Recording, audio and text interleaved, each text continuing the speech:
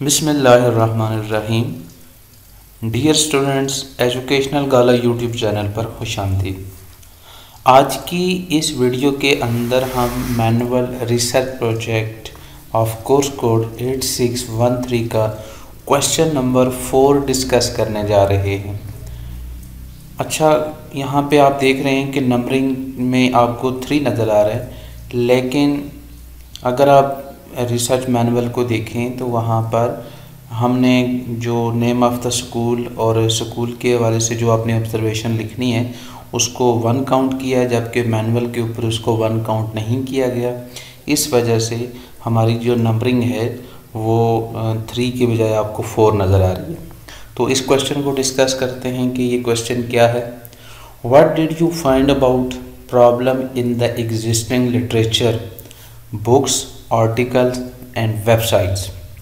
Explore books and online resources to know what and how has been already done regarding this problem.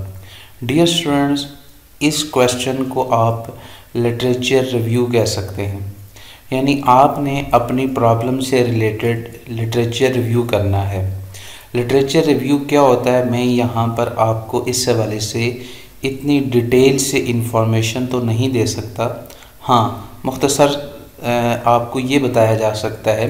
Literature review से ये मुराद है कि आपने जो topic select किया है, आपका जो सब थीम है, उसके ऊपर पहले जो रिसर्चर्स हैं उन्होंने उसके ऊपर जो काम किया है उस काम को उन्होंने किस तरह किया है और उनका क्या पॉइंट ऑफ व्यू है, उनकी क्या फाइंडिंग्स हैं, ये सारी की सारी चीज़ें आपने यहाँ पे मेंशन करनी है एक ख़ास अंदाज से।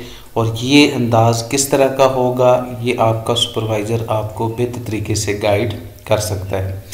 अब सवाल ये पैदा होता है कि लिटरेचर रिव्यू में किन किन चीज़ों को आप शामिल कर सकते हैं। याद रखें, लिटरेचर रिव्यू में आप बुक्स को यानी बुक्स का हवाला दे सकते हैं कि फ़लाँ बुक में इस बात को इस अंदाज से बयान किया गया है।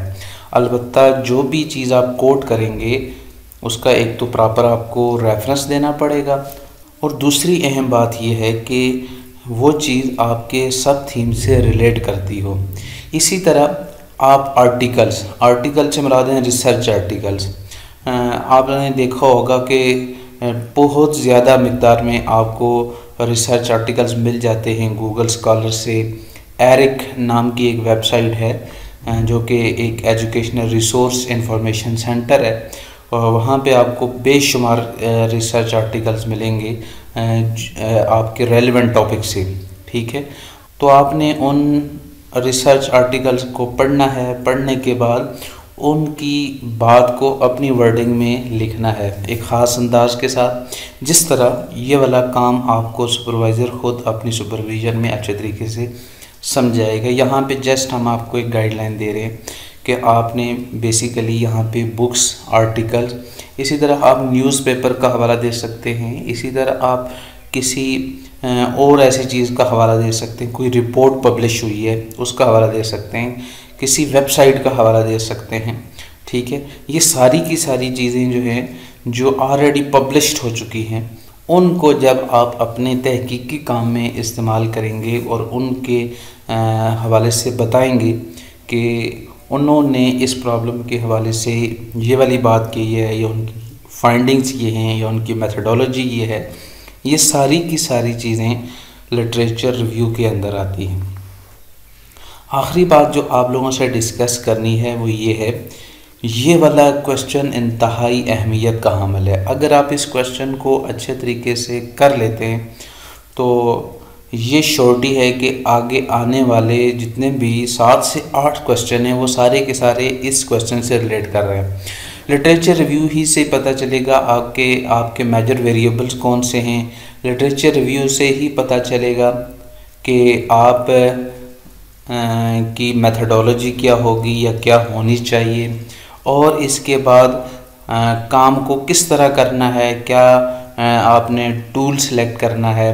ये सारी की सारी चीज़ें आपको लिटरेचर रिव्यू से पता चल जाएंगी। तो आप लिटरेचर रिव्यू यानी दूसरे के काम को देख के आपको ये अंदाज़ा हो जाएगा कि आपने अपने काम को किस अंदाज से करना है। तो लिटरेचर रिव्यू को इंतहाई अच्छे अंदाज से, बेशक इसके ऊपर आप ज़्यादा टाइम लगाएं, कोई मसला नहीं है, लेकिन ये जो क्वेश्चन है लिटरेचर रिव्यू, ये आने वाले क्वेश्चन की है। अगर आप इस क्वेश्चन को अच्छे तरीके से कर लेते हैं, आने वाले जो क्वेश्चन हैं जो इसके साथ रिलेट कर रहे हैं, आप उनको बआसानी अंडरस्टैंड भी कर सकते हैं और उनको सॉल्व भी कर सकते हैं।